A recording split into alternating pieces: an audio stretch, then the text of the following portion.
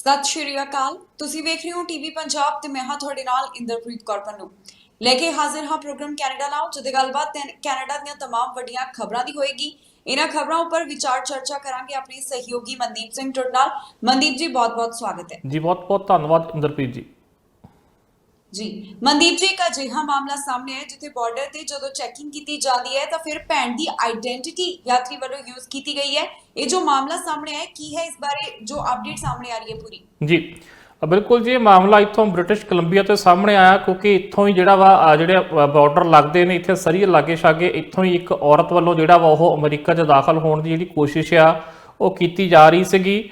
ਔਰ ਜਿਸ ਦੌਰਾਨ ਇਹ ਔਰਤ ਬਾਰਡਰ ਤੇ ਪਹੁੰਚੀ ਤਾਂ ਉੱਥੇ ਜਦੋਂ ਫਿੰਗਰਪ੍ਰਿੰਟ ਤੇ ਹੋਰ ਜਿਹੜੀਆਂ ਚੀਜ਼ਾਂ ਮੈਚ ਨਾ ਹੋਈਆਂ ਤਾਂ ਉਸ ਤੋਂ ਬਾਅਦ ਫਿਰ ਜਿਹੜੀ ਅਧਿਕਾਰੀਆਂ ਵੱਲੋਂ ਤਫਤੀਸ਼ ਸ਼ੁਰੂ ਕੀਤੀ ਗਈ ਔਰ ਪੁੱਛਗਿੱਛ ਵੀ ਕੀਤੀ ਗਈ, ਜਿਸ ਤੋਂ ਬਾਅਦ ਫਿਰ ਇਹ ਹੈਰਾਨ ਕਰਤਾ ਮਾਮਲਾ ਜਿਹੜਾ ਸੀ ਉਹ ਸਾਹਮਣੇ ਆਇਆ, ਜਿਹਦੇ ਵਿੱਚ ਸਾਹਮਣੇ ਇਹ ਆਇਆ ਕਿ ਇਸ ਔਰਤ ਵੱਲੋਂ ਜਿਹੜਾ ਪ੍ਰੂਫ ਆਫ ਵੈਕਸੀਨੇਸ਼ਨ ਦਿਖਾਇਆ ਜਾ ਰਿਹਾ ਸੀ, ਨਾ ਤਾਂ ਇਹ ਉਹਦਾ ਸੀ ਨਾ ਹੋਰ ਜਿਹੜੇ ਉਹਦੇ ਕੋਲ ਡਾਕੂਮੈਂਟ ਸੀਗੇ ਜੋ ਦਿਖਾ ਕੇ ਅਮਰੀਕਾ 'ਚੋਂ ਦਾਖਲ ਹੋਣਾ ਚਾਹੁੰਦੀ ਸੀ ਉਹ ਉਹਦੇ ਸੀਗੇ, ਬਲਕਿ ਉਹ ਉਹਦੀ ਭੈਣ ਦੇ ਸੀਗੇ। ਔਰ ਇਹ ਵੀ ਸਾਹਮਣੇ ਆਇਆ ਕਿ ਉਹਨੇ ਤਾਂ ਹਾਲੇ ਵੈਕਸੀਨ ਦੀ ਜਿਹੜੀ ਆ ਇੱਕ ਵੀ ਡੋਜ਼ ਨਹੀਂ ਲਗਵਾਈ ਆ ਤੇ ਨਾ ਹੀ ਉਹ ਲਗਵਾਉਣਾ ਚਾਹੁੰਦੀ ਆ, ਕਿਉਂਕਿ ਇਸ ਵਕਤ ਜੇਕਰ ਤੁਸੀਂ ਅਮਰੀਕਾ 'ਚ ਦਾਖਲ ਹੋਣਾ ਆ, ਚਾਹੇ ਕੋਈ ਵੀ ਤੁਹਾਡਾ ਸਟੇਟਸ ਆ, ਤਾਂ ਤੁਹਾਡੀ ਜਿਹੜੀ ਵੈਕਸੀਨ ਆ ਉਹ ਲੱਗੀ ਹੋਣੀ ਚਾਹੀਦੀ ਆ। ਇਹੀ ਜਿਹੜਾ ਰੂਲ ਹੈ ਉਹ ਕੈਨੇਡਾ ਲਈ ਹੈ ਕਿ ਜੇਕਰ ਤੁਸੀਂ ਕੈਨੇਡਾ 'ਚ ਦਾਖਲ ਹੋਣਾ ਆ ਤਾਂ ਤੁਹਾਡੇ ਵੈਕਸੀਨ ਜਿਹੜੀ ਉਹ ਲੱਗੀ ਹੋਣੀ ਚਾਹੀਦੀ ਆ।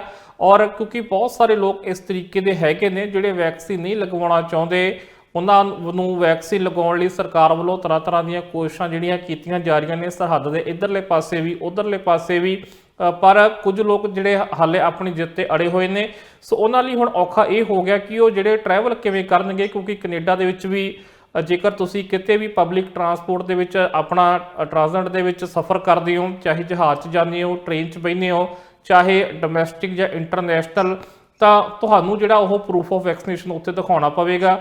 ਔਰ ਇਸੇ ਤਰੀਕੇ ਦਾ ਜਿਹੜਾ ਕੁਝ ਉਹ ਅਮਰੀਕਾ ਦੇ ਬਾਰਡਰ ਤੇ ਵੀ ਹੈਗਾ ਆ, ਅਮਰੀਕਾ ਵਿੱਚ ਵੀ ਇਹ ਲਾਗੂ ਕੀਤਾ ਜਾ ਰਿਹਾ ਸੀ। ਇਸ ਕਰਕੇ ਉਹਨਾਂ ਲੋਕਾਂ ਨੂੰ ਹੁਣ ਇਸ ਚੀਜ਼ਾਂ ਦਾ ਜਿਹੜਾ ਉਹ ਸਹਾਰਾ ਲੈਣਾ ਪੈ ਰਿਹਾ। ਪਹਿਲਾਂ ਵੀ ਅਸੀਂ ਦੇਖਿਆ ਕਿ ਕਿਸ ਤਰੀਕੇ ਨਾਲ ਡਾਕਟਰਾਂ ਕੋਲੋਂ ਜਿਹੜਾ ਵਾ ਉਹ ਕੁਝ ਡਾਕਟਰ ਵੀ ਇੱਦਾਂ ਦੇ ਫੜੇ ਗਏ ਜੋ ਜਾਲੀ ਤੌਰ ਤੇ ਛੋਟ ਜਿਹੜੀ ਉਹ ਦੇ ਰਹੇ ਸੀ ਵੀ ਇਹ ਵੈਕਸੀਨ ਨਹੀਂ ਲਗਵਾ ਸਕਦੇ, ਔਰ ਕੁਝ ਲੋਕ ਜਿਹੜੇ ਆ ਉਹ ਜਾਲੀ ਪ੍ਰੂਫ ਆਫ ਵੈਕਸੀਨੇਸ਼ਨ ਜਿਹੜੇ ਬਣਵਾਉਂਦੇ ਵੀ ਕਾਬੂ ਕੀਤੇ ਗਏ ਆ। ਸੋ ਹੁਣ ਲੱਗਦਾ ਹੈ ਕਿ ਹਾਲਾਂਕਿ ਨਾਮੁਮਕਿਨ ਜਿਹਾ ਲੱਗਦਾ ਇਹ ਜਿਸ ਤਰੀਕੇ ਨਾਲ ਜਿਹੜੇ ਫੜੇ ਜਾ ਰਹੇ ਨੇ ਥਾਂ ਥਾਂ ਤੇ, ਪਰ ਫਿਰ ਵੀ ਹੋ ਸਕਦਾ ਕਿ ਜਿਹੜੇ ਵਾਕਈ ਇਸ ਗੱਲ ਤੇ ਅੜੇ ਹੋਏ ਆ ਕਿ ਅਸੀਂ ਕਿਸੇ ਵੀ ਤਰੀਕੇ ਜਿਹੜੀ ਉਹ ਵੈਕਸੀਨ ਨਹੀਂ ਲਗਵਾਉਣੀ, ਤਾਂ ਮੈਨੂੰ ਲੱਗਦਾ ਕਿ ਇਦਾਂ ਦੀਆਂ ਖਬਰਾਂ ਉਹਨਾਂ ਨਾਲ ਫਿਰ ਸਾਂਝੀਆਂ ਆਉਂਦੀਆਂ ਰਹਿਣਗੀਆਂ, ਕਿਉਂਕਿ ਆਉਣਾ ਜਾਣਾ ਤਾਂ ਸਭ ਨੂੰ ਜਿਹੜਾ ਉਹ ਪੈਣਾ ਹੀ ਆ। ਜੀ ਮਨਦੀਪ ਜੀ, ਇਸ ਤੋਂ ਬਾਅਦ ਇੱਕ ਹੋਰ ਯਾਤਰੀਆਂ ਨਾਲ ਸੰਬੰਧਿਤ ਜਿਹੜੀ ਖਬਰ ਹੈ ਹੈਰਾਨ ਕਰਨ ਵਾਲੀ ਸਾਹਮਣੇ ਆ ਰਹੀ ਹੈ।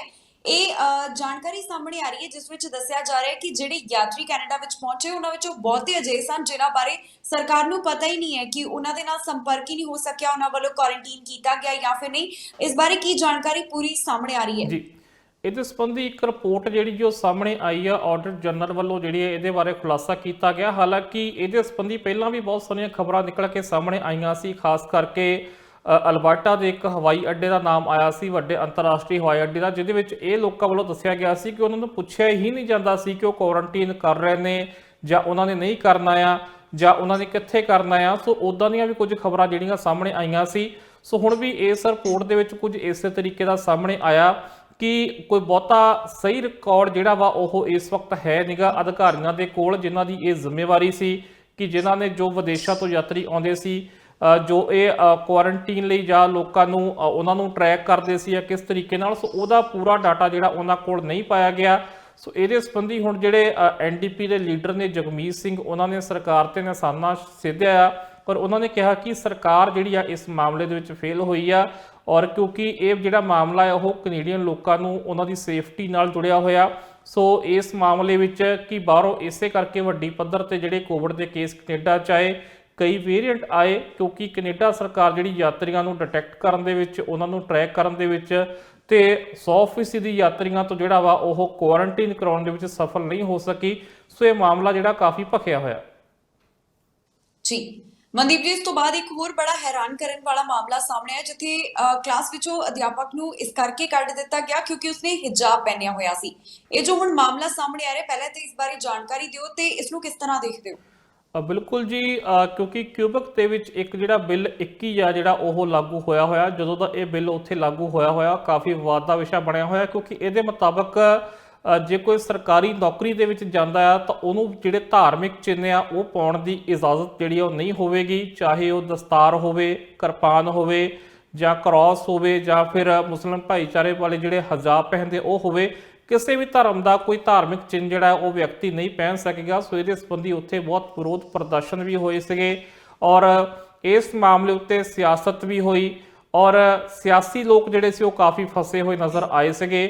ਸੋ ਜਿਹੜਾ ਤਾਜ਼ਾ ਮਾਮਲਾ ਆ ਇੱਕ ਟੀਚਰ ਨਾਲ ਜੁੜਿਆ ਹੋਇਆ ਔਰ 3rd ਗ੍ਰੇਡ ਦੀ ਜਿਹੜੀ ਇਹ ਟੀਚਰ ਦੱਸੀ ਜਾ ਰਹੀ ਆ, ਜਿਹਦੇ ਵਿੱਚ ਕੁਝ ਬੱਚਿਆਂ ਨੂੰ ਜਿਹੜੀ ਉਸ ਕਲਾਸ ਦੇ ਬੱਚਿਆਂ ਨੂੰ ਈਮੇਲ ਕਰਕੇ ਦੱਸਿਆ ਗਿਆ ਕਿ ਉਹਨਾਂ ਦੀ ਜਿਹੜੀ ਟੀਚਰ ਆ ਉਹ ਹੁਣ ਕਲਾਸ ਦੇ ਵਿੱਚ ਜਿਹੜੀ ਉਹ ਨਹੀਂ ਆਵੇਗੀ। ਸੋ ਉਸ ਤੋਂ ਬਾਅਦ ਜਿਹੜੇ ਬੱਚਿਆਂ ਦੇ ਮਾਪੇ ਸੀ, ਜਦੋਂ ਉਹਨਾਂ ਨੇ ਈਮੇਲ ਦੇਖੀ ਤਾਂ ਉਸ ਤੋਂ ਬਾਅਦ ਪਤਾ ਕੀਤਾ ਕਿ ਇਸ ਕਰਕੇ ਉਸ ਨੂੰ ਕਲਾਸ ਆਉਣ ਦੀ ਜਿਹੜੀ ਆ ਆਗਿਆ ਨਹੀਂ ਦਿੱਤੀ ਜਾ ਰਹੀ ਕਿ ਉਹ ਹਜਾਬ ਜਿਹੜਾ ਪਹਿਨਦੀ ਆ। ਇਸ ਤੋਂ ਬਾਅਦ ਜਿਹੜੇ ਉਹ ਮਾਪੇ ਸੀ ਉਸ ਟੀਚਰ ਦੇ ਸਮਰਥਨ ਵਿੱਚ ਆਏ, ਸਕੂਲ ਦੇ ਬਾਹਰ ਉਹ ਹਰੇ ਰੀਬਨ ਲੈ ਕੇ ਪਹੁੰਚ ਗਏ, ਉੱਥੇ ਉਹਨਾਂ ਨੇ ਕੁਝ ਪੋਸਟਰ ਵੀ ਲਗਾਏ। ਸੋ ਉਸ ਤੋਂ ਬਾਅਦ ਇਹ ਮਾਮਲਾ ਕਾਫੀ ਗਰਮਾ ਗਿਆ ਤੇ ਵਿਰੋਧੀ ਧਿਰ ਦੇ ਜਿਹੜੇ ਆਗੂ ਨੇ ਐਰਨ ਟੂਲ, ਉਹਨਾਂ ਵੱਲੋਂ ਵੀ ਇਸ ਮਾਮਲੇ ਉੱਤੇ ਬਿਆਨ ਦਿੱਤਾ ਗਿਆ ਔਰ ਉਹਨਾਂ ਨੇ ਕਿਹਾ ਕਿ ਉਹ ਨਿੱਜੀ ਤੌਰ ਤੇ ਇਸ ਜਿਹੜਾ ਇਹ ਬਿੱਲ 21 ਆ ਇਹਦੇ ਉਹ ਖਿਲਾਫ ਨੇ, ਪਰ ਉਹ ਕਹਿੰਦੇ ਕਿ ਨਾਲ ਉਹ ਜਿਹੜੀ ਸੂਬੇ ਦੀ ਆਟੋਨਮੀ ਆ ਉਹਦਾ ਵੀ ਜਿਹੜੀ ਉਹ ਰਿਸਪੈਕਟ ਕਰਦੇ ਨੇ। ਸੋ ਇਸ ਮਾਮਲੇ ਤੇ ਜਗਮੀਤ ਸਿੰਘ ਵੀ ਕਈ ਵਾਰ ਫਸਦੇ ਨਜ਼ਰ ਆਏ ਨੇ, ਉਹਨਾਂ ਨੇ ਵੀ ਇਸ ਜਿਹੜਾ ਫੈਸਲੇ ਦਾ ਉਹ ਬੋਲ ਕੇ ਤਾਂ ਵਿਰੋਧ ਕਰਦੇ ਨੇ, ਪਰ ਕਹਿੰਦੇ ਇਸ ਕਰਕੇ ਅਸੀਂ ਕੁਝ ਕਰ ਨਹੀਂ ਸਕਦੇ ਕਿਉਂਕਿ ਮਾਮਲਾ ਅਦਾਲਤ ਵਿੱਚ ਆ। ਲਿਬਰਲ ਪਾਰਟੀ ਵੱਲੋਂ ਵੀ ਇਸ ਬਿੱਲ ਦਾ ਵਿਰੋਧ ਕੀਤਾ ਜਾਂਦਾ ਆ, ਪਰ ਕਿਉਂਕਿ ਕਿਊਬਕ ਸਰਕਾਰ ਇਸ ਬਿੱਲ ਦੇ ਹੱਕ ਵਿੱਚ ਆ, ਉਹਨਾਂ ਵੱਲੋਂ ਇਹ ਪਾਸ ਕੀਤਾ ਗਿਆ, ਇਸ ਕਰਕੇ ਇਹ ਬਿੱਲ ਜਿਹੜਾ ਉੱਥੇ ਲਾਗੂ ਆ। ਸੋ ਇਹਦੇ ਕਰਕੇ ਉੱਥੋਂ ਬਹੁਤ ਸਾਰੇ ਲੋਕਾਂ ਨੂੰ ਜਿਹੜਾ ਵਾ ਪ੍ਰਵਾਸ ਵੀ ਕਰਨਾ ਪਿਆ, ਬਾਹਰ ਹੋਰਨਾਂ ਸੂਬਿਆਂ ਵਿੱਚ ਵੀ ਉਹਨਾਂ ਨੂੰ ਨੌਕਰੀਆਂ ਕਰਦੀਆਂ ਪਈਆਂ, ਕਿਉਂਕਿ ਉੱਥੇ ਖਾਸ ਕਰਕੇ ਅਧਿਆਪਕਾਂ ਨੂੰ, ਇੱਥੇ BC ਵਿੱਚ ਵੀ ਉਹਨਾਂ ਲੋਕਾਂ ਨੂੰ ਸੱਦਾ ਦਿੱਤਾ ਗਿਆ ਸੀ ਕਿ ਉਹ BC 'ਚ ਆ ਕੇ ਰਹਿ ਸਕਦੇ ਨੇ, ਪੜ੍ਹਾ ਸਕਦੇ ਨੇ। ਸੋ ਇਹ ਬਿੱਲ ਜਿਹੜਾ ਵਿਵਾਦ ਦਾ ਵਿਸ਼ਾ ਸੀਗਾ ਔਰ ਹੁਣ ਵੀ ਇਹਦੇ ਉੱਤੇ ਵਿਵਾਦ ਚੱਲ ਰਿਹਾ ਜੀ। ਮਨਦੀਪ ਜੀ, ਬ੍ਰਿਟਿਸ਼ ਕੋਲੰਬੀਆ ਵਿੱਚ ਜਿਹੜੀ ਓਵਰਡੋਜ਼ ਹੈ ਉਹ ਚਿੰਤਾ ਦਾ ਵਿਸ਼ਾ ਬਣੀ ਹੋਈ ਹੈ, ਕਿਉਂਕਿ ਬ੍ਰਿਟਿਸ਼ ਕੋਲੰਬੀਆ ਕੋਰਨਰਸ ਸਰਵਿਸ ਵੱਲੋਂ ਹਰ ਮਹੀਨੇ ਜਾਣਕਾਰੀ ਸਾਂਝੀ ਕੀਤੀ ਜਾਂਦੀ ਹੈ ਕਿ ਓਵਰਡੋਜ਼ ਕਾਰਨ ਕਿੰਨੀਆਂ ਮੌਤਾਂ ਹੋ ਗਈਆਂ, ਪਰ ਜੋ ਅਕਤੂਬਰ ਬਾਰੇ ਅੰਕੜਾ ਸਾਂਝਾ ਕੀਤਾ ਗਿਆ ਹੈ ਹੈਰਾਨ ਕਰਨ ਵਾਲਾ ਹੈ। ਇਸ ਬਾਰੇ ਜ਼ਰੂਰ ਜਾਣਕਾਰੀ ਸਾਂਝੀ ਕਰਿਓ।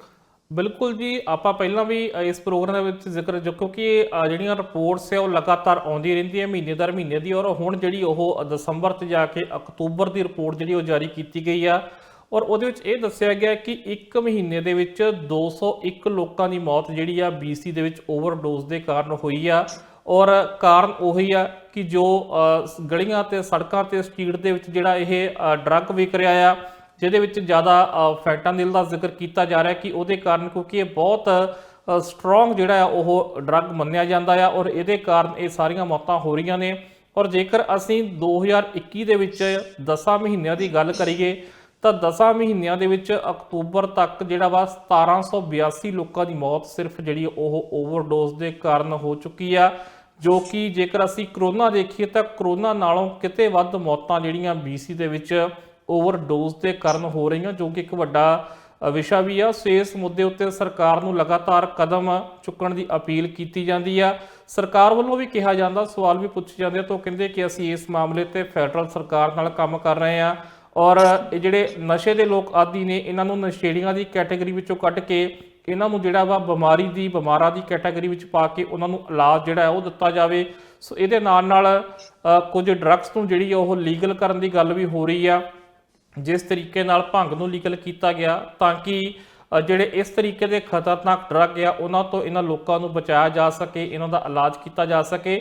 ਸੋ ਬਹੁਤ ਵੱਡਾ ਅੰਕੜਾ ਆ, ਹਾਲਾਂਕਿ ਅੱਗੇ 176 177 ਇੱਥੇ ਇੱਕ ਇਹ ਅੰਕੜਾ ਹੁੰਦਾ ਸੀ ਮਹੀਨੇ ਦਾ ਔਰ ਐਕਤੀ ਇਹ 200 ਤੋਂ ਟੱਪ ਗਿਆ, ਜੋ ਹੁਣ ਤੱਕ ਦਾ ਰਿਕਾਰਡ ਆ ਕਿ 201 ਮੌਤਾਂ ਇੱਕ ਮਹੀਨੇ ਵਿੱਚ ਓਵਰਡੋਜ਼ ਦਾ ਹੋਣਾ ਬਹੁਤ ਵੱਡੀ ਗੱਲ ਆ। ਔਰ ਸਰਕਾਰ ਲਗਾਤਾਰ ਇਸ ਮੁੱਦੇ ਤੇ ਫਸੀ ਹੋਈ ਆ ਕਿ ਇਹਨੂੰ ਘੱਟ ਕਿਸ ਤਰੀਕੇ ਨਾਲ ਕੀਤਾ ਜਾਵੇ। ਜੀ ਮਨਦੀਪ ਜੀ, ਜਿਵੇਂ ਅਸੀਂ ਕੱਲ ਦੇ ਪ੍ਰੋਗਰਾਮ ਦੇ ਵਿੱਚ ਹੀ ਚਰਚਾ ਕਰਕੇ ਹਟੇ ਸੀ, ਖਬਰ ਆਈ ਸੀ ਕਿ ਪੰਜਾਬੀ ਜਿਹੜੇ ਨੇ ਉਹਨਾਂ ਨੂੰ ਨਸ਼ੇ ਦੇ ਮਾਮਲੇ ਵਿੱਚ ਗ੍ਰਿਫਤਾਰ ਕੀਤਾ ਗਿਆ ਤੇ ਅੱਜ ਇੱਕ ਹੋਰ ਇਸ ਤਰ੍ਹਾਂ ਦਾ ਮਾਮਲਾ ਸਾਹਮਣੇ ਆਇਆ ਜਿੱਥੇ ਨਸ਼ੇ ਦੇ ਮਾਮਲੇ ਦੇ ਵਿੱਚ ਪੰਜਾਬੀ ਮੂਲ ਦੇ ਜਿਹੜੇ ਨੌਜਵਾਨ ਨੇ ਉਹ ਗ੍ਰਿਫਤਾਰ ਕੀਤੇ ਗਏ। ਇਸ ਬਾਰੇ ਕੀ ਜਾਣਕਾਰੀ ਪੂਰੀ ਸਾਹਮਣੇ ਆ ਰਹੀ ਹੈ?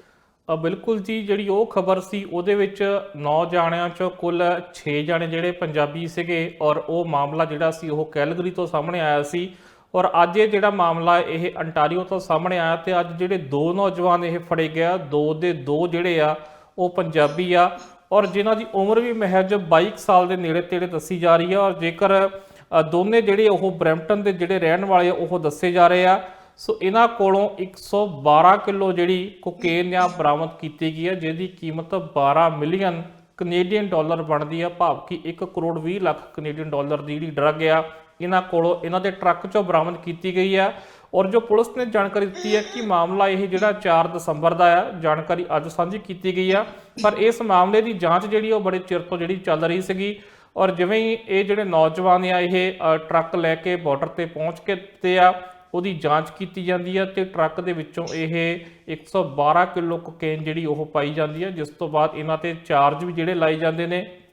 ਇੱਥੇ ਅਸੀਂ ਦਰਸ਼ਕਾਂ ਨੂੰ ਇਹ ਵੀ ਦੱਸ ਦਿੰਦੇ ਆ ਕਿ ਕਈ ਵਾਰੀ ਐਂ ਵੀ ਹੋ ਜਾਂਦਾ ਹੈ ਕਿ ਪਹਿਲਾਂ ਵੀ ਕਈ ਵਾਰ ਬਾਰਡਰ ਉੱਤੇ ਟਰੱਕ ਜਿਹੜੀ ਉਹ ਫੜੀ ਜਾਂਦੀ ਆ ਔਰ ਸ਼ੁਰੂਆਤੀ ਦੌਰ ਦੇ ਵਿੱਚ ਜਿਹੜਾ ਵਾ ਟਰੱਕ ਦੇ ਡਰਾਈਵਰ ਨੂੰ ਹੀ ਜਿਹੜਾ ਉਹ ਗ੍ਰਿਫਤਾਰ ਕੀਤਾ ਜਾਂਦਾ ਆ। ਉਸ ਤੋਂ ਬਾਅਦ ਕਈ ਵਾਰ ਇਹ ਜਿਹੜੇ ਆਰੋਪ ਆ ਇਹ ਡਰੌਪ ਵੀ ਕੀਤੇ ਗਏ ਨੇ, ਕਿਉਂਕਿ ਕਈ ਵਾਰ ਡਰਾਈਵਰ ਨੂੰ ਇਹ ਪਤਾ ਵੀ ਨਹੀਂ ਹੁੰਦਾ ਸੀਗਾ ਕਿ ਟਰੱਕ ਦੇ ਵਿੱਚ ਕੀ ਆ, ਕਿਉਂਕਿ ਜਦੋਂ ਜਿਹੜਾ ਟ੍ਰੇਲਰ ਆ ਉਹ ਕੰਪਨੀ ਵੱਲੋਂ ਸੀਲ ਕਰਕੇ ਭੇਜਿਆ ਜਾਂਦਾ ਤਾਂ ਫਿਰ ਉਹਦੀ ਜ਼ਿੰਮੇਵਾਰੀ ਜਿਹੜੀ ਉਹ ਡਰਾਈਵਰ ਦੀ ਘਟ ਜਾਂਦੀ ਹੈ। ਕਈ ਵਾਰ ਉਹਨੂੰ ਨਹੀਂ ਪਤਾ ਹੁੰਦਾ ਕਿ ਇਹ 'ਚ ਕੀ ਆ ਔਰ ਕਈ ਵਾਰ ਜਿਹੜੇ ਡਰਾਈਵਰ ਫਸੇ ਵੀ ਇਹਨਾਂ ਮਾਮਲਿਆਂ ਵਿੱਚ ਦੋਸ਼ੀ ਵੀ ਪਾਏ ਗਏ ਨੇ। ਸੋ ਹਲੇ ਸ਼ੁਰੂਆਤੀ ਜਾਂਚ ਆ, ਉਸ ਤੋਂ ਬਾਅਦ ਜਿਹੜਾ ਪਤਾ ਲੱਗੇਗਾ ਕਿ ਇਹੀ ਦੋਸ਼ੀ ਨੇ ਜਾਂ ਇਹਨਾਂ ਦੇ ਪਿੱਛੇ ਕੋਈ ਹੋਰ ਵੀ ਆ। ਪਰ ਸ਼ੁਰੂਆਤੀ ਦੌਰ ਦੇ ਵਿੱਚ ਇਹ ਜਿਹੜੇ ਬਰੈਂਪਟਨ ਦੇ ਦੋ ਨੌਜਵਾਨ ਆ ਹਲਕੀ ਉਮਰ ਦੇ, ਇਹ ਗ੍ਰਿਫਤਾਰ ਕੀਤੇ ਗਏ ਨੇ। ਜੀ ਮਨਦੀਪ ਜੀ, ਇਸ ਤੋਂ ਬਾਅਦ ਅਸੀਂ ਬ੍ਰਿਟਿਸ਼ ਕੋਲੰਬੀਆ ਦੇ ਮੌਸਮ ਦੀ ਗੱਲ ਕਰ ਲੈਂਦੇ ਹਾਂ। ਰੋਜ਼ਾਨਾ ਅਕਸਰ ਹੀ ਜਿਹੜੇ ਪ੍ਰੋਗਰਾਮ ਦੇ ਵਿੱਚ ਅਸੀਂ ਚਰਚਾ ਕਰਦੇ ਰਹੇ ਹਾਂ ਕਿ ਜੋ ਇੱਥੇ ਹਾਲਾਤ ਬਣੇ ਹੋਏ ਨੇ, ਹੜ੍ਹ ਵਰਗੇ ਹਾਲਾਤ ਕਈ ਥਾਵਾਂ ਤੇ ਬਣੇ ਹੋਏ ਸਨ। ਲਗਾਤਾਰ ਇਨਵਾਇਰਨਮੈਂਟ ਕੈਨੇਡਾ ਵੱਲੋਂ ਸਮੇਂ-ਸਮੇਂ ਤੇ ਮੌਸਮ ਬਾਰੇ ਜਾਣਕਾਰੀ ਦਿੱਤੀ ਜਾਂਦੀ ਰਹੀ ਤੇ ਇੱਕ ਵਾਰ ਫਿਰ ਤੋਂ ਅਜਿਹੀ ਜਾਣਕਾਰੀ ਸਾਹਮਣੇ ਆ ਰਹੀ ਹੈ ਜਿੱਥੇ ਇੱਕ ਤਾਂ ਇਹ ਹੈ ਕਿ ਕੁਝ ਥਾਵਾਂ ਵਾਸਤੇ ਜੋ ਸਪੈਸ਼ਲ ਵੈਦਰ ਸਟੇਟਮੈਂਟ ਜਾਰੀ ਕੀਤੀ ਗਈ ਹੈ, ਬਰਸਾਤ ਸਨੋ ਦੇ ਬਾਰੇ ਕਈ ਥਾਵਾਂ ਤੇ ਪੈਣ ਵਾਲੀ ਹੈ, ਪਰ ਦੂਜੇ ਪਾਸੇ ਹੁਣ ਇੱਕ ਤੂਫਾਨ ਨਾਲ ਸੰਬੰਧਿਤ ਅਪਡੇਟ ਵੀ ਦੱਸੀ ਜਾ ਰਹੀ ਹੈ। ਇਸ ਬਾਰੇ ਕੀ ਜਾਣਕਾਰੀ ਹੈ? ਜੀ ਬਿਲਕੁਲ ਜੀ, ਕਿਉਂਕਿ ਇਸ ਵਕਤ ਜਿਹੜਾ ਹਾਲਾਤ ਹੈ ਉਹ ਇਸੇ ਤਰੀਕੇ ਦੇ ਚੱਲ ਰਹੇ ਨੇ ਕਿ ਮੌਸਮ ਜਿਹੜਾ ਲਗਾਤਾਰ ਪਰੇਸ਼ਾਨ ਜਿਹੜਾ ਕਰ ਰਿਹਾ। ਪਹਿਲਾਂ ਅਸੀਂ ਦੇਖਿਆ ਕਿ ਲਗਾਤਾਰ ਬਾਰਿਸ਼ ਹੋਈ ਆ। ਆਮ ਤੌਰ ਤੇ ਇਹਨਾਂ ਮਹੀਨਿਆਂ ਦੇ ਵਿੱਚ ਜਿੰਨੀ ਕੁ ਬਾਰਿਸ਼ ਹੁੰਦੀ ਆ ਉਹ ਤੋਂ ਇਸ ਵਾਰ ਡਬਲ ਜਿਹੜੀ ਰਿਕਾਰਡ ਹੋਈ ਆ, ਜਿਸ ਤੋਂ ਬਾਅਦ ਦਰਿਆਵਾਂ ਦਾ ਪਾਣੀ ਵੀ ਚੜਿਆ, ਬਹੁਤ ਵੱਡਾ ਨੁਕਸਾਨ ਹੋਇਆ। ਹੱਲੇ ਵੀ ਲੋਕ ਉਤੋਂ ਸਬਲ ਜਿਹੜਾ ਉਹ ਕੋਸ਼ਿਸ਼ ਕਰ ਰਹੇ ਨੇ, ਹੱਲੇ ਬਹੁਤ ਸਮਾਂ ਲੱਗੇਗਾ ਉਤੋਂ ਰਿਕਵਰ ਹੋਣ ਲਈ। ਔਰ ਹੁਣ ਜਿਹੜਾ ਵਾ ਇੱਕ ਵਾਰੀ ਫੇਰ ਜਿਹੜਾ ਚੇਤਾਵਨੀ ਦਿੱਤੀ ਗਈ ਹੈ BC ਸਰਕਾਰ ਵੱਲੋਂ ਔਰ ਜਿਹੜੀ ਜਾਣਕਾਰੀ ਇਸ ਵਕਤ ਜਾਰੀ ਕੀਤੀ ਗਈ ਹੈ, ਜੇਕਰ ਅਸੀਂ ਹੂਬਹੂ ਪੜ੍ਹ ਕੇ ਸੁਣਾਈਏ ਤਾਂ ਇਹਦੇ ਵਿੱਚ ਇੱਕ ਸਰਦ ਰੁੱਤ ਦੇ ਇੱਕ ਸ਼ਕਤੀਸ਼ਾਲੀ ਜਿਹੜੀ ਤੂਫਾਨ ਦੀ ਭਵਿੱਖਬਾਣੀ ਜਿਹੜੀ ਉਹ ਕੀਤੀ ਗਈ ਹੈ, ਜੋ ਸ਼ੁੱਕਰਵਾਰ ਤੋਂ ਲੈ ਕੇ ਐਤਵਾਰ ਤੱਕ BC ਦੇ ਬਹੁਤ ਸਾਰੇ ਇਲਾਕਿਆਂ ਵਿੱਚ ਇਸ ਤੂਫਾਨ ਦਾ ਜਿਹੜਾ ਪ੍ਰਭਾਵ ਆ ਉਹ ਦੇਖਿਆ ਜਾ ਸਕਦਾ। ਖਾਸ ਕਰਕੇ ਤਟਵਰਤੀ ਇਲਾਕਿਆਂ ਵਿੱਚ ਭਾਰੀ ਬਾਰਿਸ਼ ਜਿਹੜੀ ਆ ਉਹ ਇੰਟੀਰੀਅਰ BC ਦੇ ਕੁਝ ਹਿੱਸਿਆਂ ਦੇ ਵਿੱਚ ਜਿਹੜੀ ਉਹ ਪਹਾੜੀ ਦਰਿਆ ਤੇ ਬਰਫ਼ਬਾਰੀ ਤੇ ਜ਼ਿਆਦਾਤਰ ਸੂਬੇ ਦੇ ਵਿੱਚ ਤੇਜ਼ ਹਵਾਵਾਂ ਵੀ ਨਾਲ ਚੱਲ ਸਕਦੀਆਂ ਨੇ। ਸੋ ਮੀਂਹ ਦੇ ਨਾਲ ਕਈ ਥਾਵਾਂ ਤੇ ਸਨੋ ਵੀ ਪੈ ਸਕਦੀ ਹੈ ਤੇ ਉਹਦੇ ਨਾਲ ਜਿਹੜੀਆਂ ਤੇਜ਼ ਹਵਾਵਾਂ ਵੀ ਜਿਹੜਾ ਉਹ ਚੱਲਣਗੀਆਂ, ਜੋ ਕਿ ਹੋਰ ਵੀ ਚੁਣੌਤੀਆਂ ਪੈਦਾ ਕਰ ਸਕਦੀ ਆ। ਸੋ এনवायरमेंट ਕੈਨੇਡਾ ਨੇ ਤੇ ਕਲਾਈਮੇਟ ਚੇਂਜ ਵੱਲੋਂ ਮੌਸਮ ਸੰਬੰਧੀ ਜੋ ਚੇਤਾਵਨੀ ਜਾਰੀ ਕੀਤੀ ਗਈ ਆ, ਸੂਬਾ ਸਰਕਾਰ ਵੱਲੋਂ ਜਿਹੜਾ ਹਾਈਵੇ 3 ਤੇ ਚੱਲਣ ਵਾਲੇ ਵਪਾਰਕ ਤੇ ਜ਼ਰੂਰੀ ਸੇਵਾਵਾਂ ਵਾਲੇ ਵਾਹਨ ਚਾਲਕਾਂ ਨੂੰ ਜਿਹੜਾ ਉਹ ਤਿਆਰ ਰਹਿਣ ਲਈ ਖਾਸ ਕਰਕੇ ਜਿਹੜਾ ਉਹ ਕਿਹਾ ਗਿਆ। ਔਰ ਸ਼ੁੱਕਰਵਾਰ ਤੋਂ ਲੈ ਕੇ ਦਸੰਬਰ 10 ਤੋਂ ਸ਼ੁਰੂ ਹੋ ਕੇ ਐਤਵਾਰ 12 ਦਸੰਬਰ ਤੱਕ ਜਿਹੜੇ ਇਹ ਦਿਨ ਆ ਉਹ ਗੰਭੀਰ ਹੋ ਸਕਦੇ ਆ। ਸੋ ਇਸ ਤਰੀਕੇ ਨਾਲ ਜਿਹੜਾ ਵਾ ਖਾਸ ਕਰਕੇ ਹਾਈਵੇ 3 ਬਾਰੇ ਚੇਤਾਵਨੀ ਜਾਰੀ ਕੀਤੀ ਗਈ ਹੈ ਕਿ ਜਿੱਥੋਂ ਕਿਸੇ ਟਰੱਕਾਂ ਵਾਲਿਆਂ ਨੇ ਜਾਂ ਹੋਰ ਵੀ ਜਿਹੜੇ ਵੱਡੇ ਕਮਰਸ਼ੀਅਲ ਵਹੀਕਲ ਹੋਣਗੇ ਜਿਨ੍ਹਾਂ ਨੇ ਉੱਥੋਂ ਸਫ਼ਰ ਕਰਨਾ, ਸੋ ਉਹ ਥੋੜਾ ਧਿਆਨ ਨਾਲ ਉੱਥੋਂ ਚੱਲਣ। ਸੋ ਇਹ ਸ਼ੁੱਕਰਵਾਰ ਤੋਂ ਲੈ ਕੇ ਐਤਵਾਰ ਤੱਕ ਜਿਹੜੀ ਆ, ਭਾਵ ਕਿ ਅੱਜ ਤੋਂ ਲੈ ਕੇ 12 ਦਸੰਬਰ ਤੱਕ ਜਾਂ 10 ਤੋਂ ਲੈ ਕੇ 12 ਸਤੰਬਰ ਤੱਕ ਦੀ ਚੇਤਾਵਨੀ ਜਿਹੜੀ ਆ ਜਾਰੀ ਕੀਤੀ ਗਈ ਹੈ BC ਸਰਕਾਰ ਵੱਲੋਂ। ਜੀ ਮਨਦੀਪ ਜੀ, ਓਨਟਾਰੀਓ ਦੀ ਜੇਕਰ ਅਸੀਂ ਕਰੋਨਾ ਵਾਇਰਸ ਨਾਲ ਸੰਬੰਧਿਤ ਗੱਲ ਕਰੀਏ ਤਾਂ ਫਿਰ ਇੱਥੇ ਰੋਜ਼ਾਨਾ 1000 ਤੋਂ ਵੱਧ ਮਾਮਲੇ ਸਾਹਮਣੇ ਆ ਰਹੇ ਨੇ। ਪਹਿਲਾਂ ਦੇਖਿਆ ਸੀ ਕਿ ਗਿਣਤੀ ਮਾਮਲਿਆਂ ਦੀ ਘਟ ਰਹੀ ਸੀ, ਪਰ ਇੱਕ ਵਾਰ ਫਿਰ ਤੋਂ ਉਛਾਲ ਜਿਹੜਾ ਇੱਥੇ ਕੇਸਿਸ ਦੇ ਵਿੱਚ ਦੇਖਿਆ ਜਾ ਰਿਹਾ ਹੈ। ਇਸ ਬਾਰੇ ਜਾਣਕਾਰੀ ਕੀ ਸਾਹਮਣੇ ਆ ਰਹੀ ਹੈ? ਬਿਲਕੁਲ ਜੀ, ਅਸੀਂ ਅਕਸਰ ਹੁਣ ਕਿਉਂਕਿ ਅੰਟਾਰੀਓ ਦੇ ਵਿੱਚ ਮਾਮਲੇ ਵੱਧ ਰਹੇ ਨੇ, ਇਸ ਕਰਕੇ ਅਸੀਂ ਪਿਛਲੇ ਕਈ ਦਿਨਾਂ ਤੋਂ ਅੰਟਾਰੀਓ ਦੀ ਗੱਲਬਾਤ ਕਰ ਰਹੇ ਹਾਂ ਔਰ ਅੱਜ ਜਿਹੜਾ ਵਾ ਪਿਛਲੇ 6 ਮਹੀਨੇ ਦਾ ਰਿਕਾਰਡ ਜਿਹੜਾ ਉਹ ਤੋੜਿਆ ਤੇ 1300 ਦੇ ਕਰੀਬ ਜਿਹੜੇ ਮਾਮਲੇ ਆ ਉਹ ਅੰਟਾਰੀਓ ਦੇ ਵਿੱਚ ਸਾਹਮਣੇ ਆਏ ਨੇ ਅਤੇ ਉੱਥੇ ਪਿਛਲੇ 24 ਘੰਟੇ ਦੌਰਾਨ ਜਿੱਥੇ 1300 ਨਵੇਂ ਕੇਸ ਆਏ ਨੇ, ਇਹਦੇ ਨਾਲ ਜਿਹੜੀ ਆ 10 ਲੋਕਾਂ ਦੀ ਮੌਤ ਵੀ ਜਿਹੜੀ ਉਹ ਹੋਈ ਆ। ਸੋ ਕਿਤੇ ਨਾ ਕਿਤੇ ਜਿਹੜਾ ਖਤਰਾ ਜਿਹੜਾ ਉਹ ਦੁਬਾਰਾ ਅੰਟਾਰੀਓ ਵਿੱਚ ਵੱਧ ਰਿਹਾ, ਜਿਸ ਕਰਕੇ ਅੰਟਾਰੀਓ ਵਾਸੀਆਂ ਨੂੰ ਕ੍ਰਿਸਮਸ ਤੇ ਕੋਈ ਬਹੁਤੀ ਰਾਹਤ ਕਰਨ ਦੀ ਉਮੀਦ, ਜਿਹੜੀ ਰਾਹਤ ਮਿਲਣ ਦੀ ਉਮੀਦ ਹੈ ਉਹ ਨਹੀਂ ਕਰਨੀ ਚਾਹੀਦੀ, ਕਿਉਂਕਿ ਸਰਕਾਰ ਨੇ ਜਿਹੜੀਆਂ ਪਾਬੰਦੀਆਂ ਤੇ ਰਾਹਤ ਦੇਣੀ ਸੀ ਉਹਦੇ ਤੋਂ ਵੀ ਆਪਣਾ ਮਨ ਬਦਲ ਲਿਆ, ਉਹ ਹੁਣ ਨਹੀਂ ਦਿੱਤੀ ਜਾਵੇਗੀ। ਔਰ ਖਾਸ ਕਰਕੇ ਇਹ ਲੱਗਦਾ ਕਿਉਂਕਿ ਕ੍ਰਿਸਮਸ ਤੇ ਲੋਕ ਜਿਹੜੇ ਆ ਬਾਹਰ ਨਿਕਲਦੇ ਆ, ਪਾਰਟੀਆਂ ਕਰਦੇ ਆ, ਸ਼ਾਪਿੰਗ ਕਰਦੇ ਆ, ਸੋ ਇਸ ਕਰਕੇ ਇਹ ਡਰ ਬਣ ਜਾਂਦਾ ਵੀ ਕਿਤੇ ਨਾ ਕਿਤੇ ਜਿਹੜਾ ਵਾ ਇਹ ਕੇਸ ਦੁਬਾਰਾ ਵੱਧ ਸਕਦੇ ਆ। ਔਰ ਇਹਦੇ ਨਾਲ ਜਿਹੜਾ ਪ੍ਰੂਫ ਆਫ ਵੈਕਸੀਨੇਸ਼ਨ ਨੂੰ ਜਿਹੜਾ ਲਿਫਟ ਕਰਨ ਦੀ ਗੱਲ ਹੋ ਰਹੀ ਸੀ ਉਹਦੇ ਤੋਂ ਵੀ ਸਰਕਾਰ ਨੇ ਹੱਥ ਪਿੱਛੇ ਖਿੱਚ ਲਿਆ। ਸੋ ਅੱਜ ਜਿਸ ਤਰੀਕੇ ਨਾਲ ਕੇਸ ਆਏ ਆ, ਜਿਹਨਾਂ ਦੀ ਗਿਣਤੀ 1300 ਦੇ ਕਰੀਬ ਆ ਤੇ 10 ਲੋਕਾਂ ਦੀ ਮੌਤ ਹੋਈ ਆ, ਸੋ ਇਹ ਗੱਲ ਦੀ ਉਮੀਦ ਵੀ ਰੱਖੀ ਜਾ ਸਕਦੀ ਹੈ ਕਿ ਜੇਕਰ ਇਸੇ ਤਰੀਕੇ ਨਾਲ ਵੱਧਦੇ ਰਹੇ ਕਿਤੇ ਦੁਬਾਰਾ ਸਰਕਾਰ ਕੋਈ ਪਾਬੰਦੀ ਨਾ ਲਾ ਦੇਵੇ। ਪਰ ਇੰਨਾ ਜ਼ਰੂਰ ਆ ਕਿ ਇਹਨਾਂ ਆਉਣ ਵਾਲੇ ਦਿਨਾਂ ਦੇ ਵਿੱਚ ਹੁਣ ਹੋਰ ਵੀ ਚੌਕਸੀ ਨਾਲ ਜਿਹੜੇ ਪ੍ਰੂਫ ਆਫ ਵੈਕਸੀਨੇਸ਼ਨ ਜਾਂ ਕੁਝ ਸੂਬਿਆਂ ਵਿੱਚ ਜੇਕਰ ਅਸੀਂ ਗੱਲ ਕਰੀਏ ਤਾਂ ਸਰਕਾਰ ਵੱਲੋਂ ਤਿਆਰੀ ਕੀਤੀ ਜਾ ਰਹੀ ਆ। ਖਾਸ ਕਰਕੇ ਜਿਹੜੇ ਮਾਲਸ ਆ, ਸ਼ਾਪਿੰਗ ਸੈਂਟਰ ਆ ਜਾਂ ਜਿਹੜੇ ਰੈਸਟੋਰੈਂਟ ਨੇ, ਬਾਰ ਨੇ, ਉਹਨਾਂ ਦੇ ਵਿੱਚ ਜਿਹੜੇ ਪ੍ਰੂਫ ਆਫ ਵੈਕਸੀਨੇਸ਼ਨ ਆ ਹੋਰ ਵੀ ਚੌਕਸੀ ਨਾਲ ਜਿਹੜੇ ਉਹ ਚੈੱਕ ਕੀਤੇ ਜਾਣਗੇ। ਜੀ ਮਨਦੀਪ ਜੀ, ਬੂਸਟਰ ਸ਼ਾਟ ਨੂੰ ਲੈ ਕੇ ਹੁਣ ਲਗਾਤਾਰ ਚਰਚਾ ਹੋ ਰਹੀ ਹੈ। ਪਹਿਲਾਂ ਸੀ ਕਿ ਜਿਹੜੀ ਵੈਕਸੀਨ ਹੈ ਕਰੋਨਾ ਦੀ ਉਹ ਹਾਸਿਲ ਕਰ ਲੈਣ, ਪਰ ਹੁਣ ਬਹੁਤੇ ਲੋਕਾਂ ਵੱਲੋਂ ਕਰੋਨਾ ਦੀ ਦੂਸਰੀ ਡੋਜ਼ ਤੱਕ ਲਗਵਾ ਲਈ ਗਈ ਹੈ। ਪਰ ਨਵਾਂ ਕਰੋਨਾ ਵਾਇਰਸ ਦਾ ਰੂਪ ਸਾਹਮਣੇ ਆਉਣ ਤੋਂ ਬਾਅਦ ਬੂਸਟਰ ਨਾਲ ਸੰਬੰਧਿਤ ਚਰਚਾ ਤੇਜ਼ ਹੋ ਗਈ ਤੇ ਅਮਰੀਕਾ ਤੋਂ ਇਸ ਬਾਰੇ ਕੀ ਜਾਣਕਾਰੀ ਸਾਹਮਣੇ ਆ ਰਹੀ ਹੈ? ਬਿਲਕੁਲ ਜੀ, ਕਿਉਂਕਿ ਬੀਤੇ ਕਈ ਦਿਨਾਂ ਤੋਂ ਆਪਾਂ ਦਰਸ਼ਕਾਂ ਨੂੰ ਜਾਣਕਾਰੀ ਦੇ ਰਹੇ ਹਾਂ ਕਿ ਕੈਨੇਡਾ ਦੇ ਵਿੱਚ ਜਿਹੜਾ ਬੂਸਟਰ ਸ਼ਾਟ ਦੀ ਐਲੀਜੀਬਿਲਟੀ ਆ ਉਹ ਵਧਾਉਣ ਦੀ ਜਿਹੜੀ ਗੱਲ ਕੀਤੀ ਜਾ ਰਹੀ ਆ। ਪਹਿਲਾਂ ਬਹੁਤੇ ਸੂਬਿਆਂ 'ਚ 70 ਸਾਲ ਤੋਂ ਉੱਪਰ ਦੇ ਲੋਕਾਂ ਦੇ ਹੀ ਬੂਸਟਰ ਸ਼ਾਟ ਲੱਗ ਰਹੇ ਸੀ, ਪਰ ਉਸ ਤੋਂ ਬਾਅਦ ਜਦੋਂ ਆ ਨਵਾਂ ਵੇਰੀਐਂਟ ਆਇਆ ਓਮੀਕਰੋਨ, ਤਾਂ ਇਹ ਐਲੀਜੀਬਿਲਟੀ ਜਿਹੜੀ 50 ਦੀ ਕਰ ਦਿੱਤੀ ਗਈ ਸੀ ਤੇ ਆਪਾਂ ਕੱਲ ਵੀ ਇਸ ਦੀ ਸ਼ੰਕਾ ਜ਼ਾਹਰ ਕੀਤੀ ਸੀ ਵੀ ਇਹ ਘਟ ਕੇ 18 ਤੱਕ ਵੀ ਆ ਸਕਦੀ ਆ। ਖੈਰ ਕੈਨੇਡਾ ਵਿੱਚ ਤਾਂ ਇਹ ਖਬਰ ਸਾਹਮਣੇ ਨਹੀਂ ਆਈ ਆ, ਪਰ ਅਮਰੀਕਾ ਦੇ ਵਿੱਚ ਇਹ ਖਬਰ ਸਾਹਮਣੇ ਆਈ ਆ ਕਿ ਉੱਥੇ ਐਮਰਜੈਂਸੀ ਯੂਜ਼ ਦੇ ਲਈ ਜਿਹੜਾ ਵਾ ਤੀਜਾ ਸ਼ਾਟ 16 ਤੋਂ ਜਿਹੜੇ 17 ਸਾਲ ਉਮਰ ਦੇ ਲੋਕ ਹੈਗੇ ਆ ਉਹਨਾਂ ਲਈ ਅਪਰੂਵ ਕਰ ਦਿੱਤਾ ਗਿਆ ਵਾ। ਤੇ ਜਿਨ੍ਹਾਂ ਦੇ ਪਹਿਲੇ 2 ਟੀਕੇ ਲੱਗਿਆਂ ਨੂੰ 6 ਮਹੀਨੇ ਦਾ ਸਮਾਂ ਹੋ ਚੁੱਕਾ, ਜਿਸ ਤੋਂ ਵੱਧ ਸਮਾਂ ਹੋ ਚੁੱਕਾ ਆ, ਉਹ ਜਾ ਕੇ ਹੁਣ ਜਿਹੜਾ ਵਾ ਇਹ ਤੀਜਾ ਸ਼ਾਟ ਵੀ ਲਵਾ ਸਕਦੇ ਆ।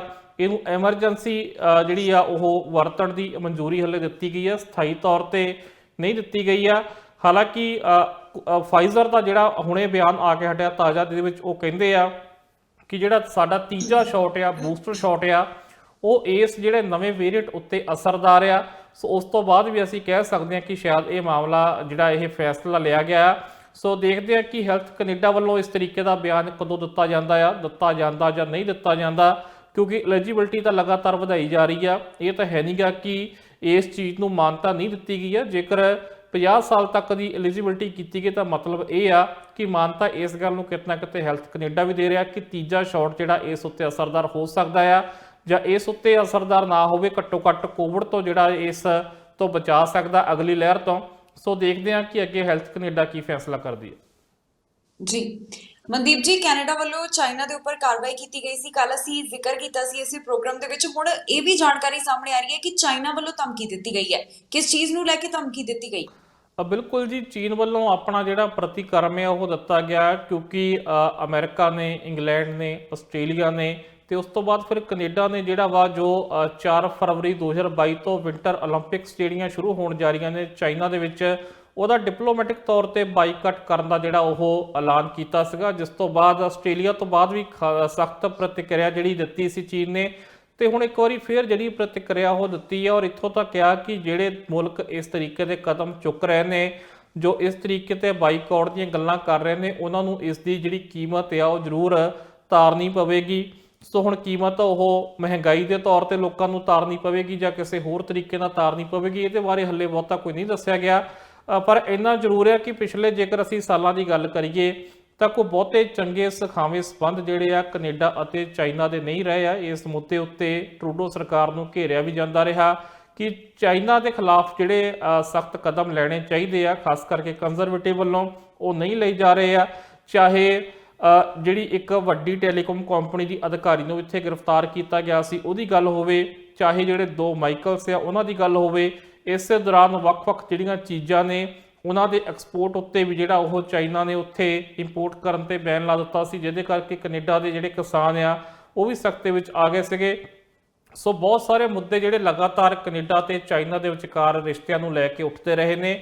ਸੋ ਹੁਣ ਇਹ ਜਿਹੜਾ ਨਵਾਂ ਐਲਾਨ ਕੀਤਾ ਕੱਲ ਜਸਟਿਨ ਟਰੂਡੋ ਸਰਕਾਰ ਨੇ ਕਿ ਉਹ ਅਮਰੀਕਾ, ਆਸਟ੍ਰੇਲੀਆ ਅਤੇ ਇੰਗਲੈਂਡ ਦੇ ਨਾਲ ਜਾ ਕੇ ਜਿਹੜਾ ਵਾ ਡਿਪਲੋਮੈਟਿਕ ਬਾਈਕਾਟ ਕਰਨਗੇ ਇਹਨਾਂ ਵਿੰਟਰ 올림픽 ਗੇਮ ਦਾ। ਸੋ ਇਸ ਤੋਂ ਬਾਅਦ ਹੁਣ ਅੱਗੇ ਚਾਈਨਾ ਕੀ ਕਦਮ ਚੁੱਕਦਾ ਹੈ, ਕਿਉਂਕਿ ਬੋਲ ਕੇ ਤਾਂ ਤਿੱਖਾ ਪ੍ਰਤੀਕਰਮ ਉਹਨਾਂ ਨੇ ਦਿੱਤਾ ਆ, ਐਕਸ਼ਨ ਕੀ ਕਰਦਾ ਆ ਆਪਣੇ ਸੁਭਾਅ ਮੁਤਾਬਕ ਚਾਈਨਾ, ਇਹ ਵੀ ਇੱਕ ਦੇਖਣ ਵਾਲੀ ਗੱਲ ਹੈ। ਇੱਥੇ ਸਭ ਦੀਆਂ ਨਜ਼ਰਾਂ ਟਿਕੀਆਂ ਹੋਈਆਂ ਨੇ। ਜੀ ਮਨਦੀਪ ਜੀ, ਬਹੁਤ ਬਹੁਤ ਧੰਨਵਾਦ ਇਹਨਾਂ तमाम ਖਬਰਾਂ ਉੱਪਰ ਵਿਚਾਰ ਚਰਚਾ ਕਰਨ ਵਾਸਤੇ। ਜੀ ਬਹੁਤ ਬਹੁਤ ਧੰਨਵਾਦ ਜੀ। ਰੋਜ਼ਾਨਾ ਇਸੇ ਤਰ੍ਹਾਂ ਪ੍ਰੋਗਰਾਮ ਕੈਨੇਡਾ ਨਾਓ ਦੇ ਰਾਹੀਂ ਰੂਬਰੂ ਹੁੰਦੇ ਰਵਾਂਗੇ, ਜਿੱਥੇ ਗੱਲਬਾਤ ਕੈਨੇਡਾ ਦੀਆਂ तमाम ਖਬਰਾਂ ਦੀ ਹੋਏਗੀ। ਫਿਲਹਾਲ ਸਾਨੂੰ ਦਿਓ ਇਜਾਜ਼ਤ ਤੇ ਤੁਸੀਂ ਬਣੇ ਰਹੋ ਟੀਵੀ ਪੰਜਾਬ ਦੇ ਨਾਲ।